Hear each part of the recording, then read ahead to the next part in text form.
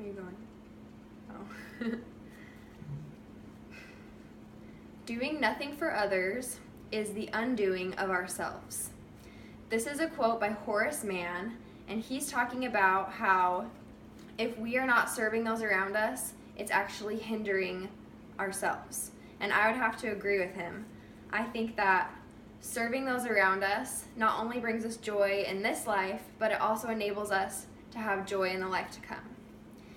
I'm going to share 3 stories with you today. 1 is about me and how I learned the importance of service. 2 is about the Mormon pioneers and the story that's very dear to my heart.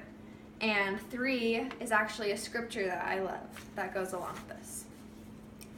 Last year, in the winter, I was at BYU Provo, and I was experiencing what some sometimes call the winter blues. I was just feeling really down in the dumps, not motivated. It was all gray and gloomy outside.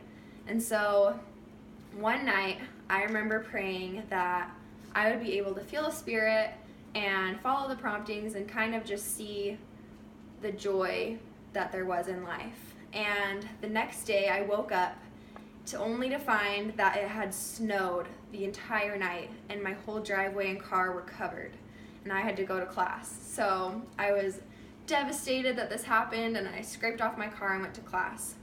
When I came home, I got this little nudging from the Spirit, and it said, you should shovel your driveway for your husband.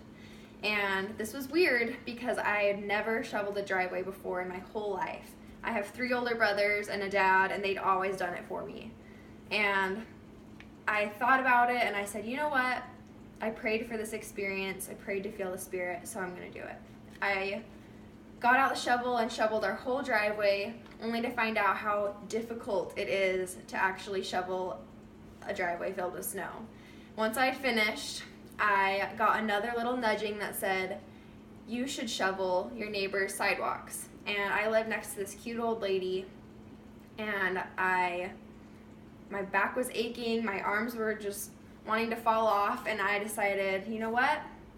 I prayed to get these promptings, I'm going to follow the Spirit and just do it. So I went and slowly unscraped her whole sidewalk filled with snow. And at the last shovel full of snow, she opened her door, and she came out and just wholeheartedly thanked me for helping her get to her mailbox on her sidewalk. And this experience will always stick with me because while it wasn't that big of a deal for me, it meant the world to someone else. And that's what service is feeling that joy of helping someone, and it will always stick with me.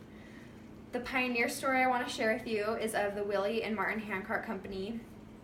When they were about to get to the Salt Lake Valley, this early winter hit, and they got stuck in the mountains. Brigham Young asked for volunteers to go and rescue the Handcart Company, and they went up, and the most memorable story for me from this is when 3 young men actually helped the company across the frozen river, and eventually they died from being exposed to the harsh elements, but because they wanted to serve and follow the calling that came from their prophet, they were willing to do that, and that's so inspiring to me. Finally, I want to share a scripture. It's Moroni 7:47, and it says, but charity is the pure love of Christ, and it endureth forever. And whoso is found possessed of it at the last day, it shall be well with him.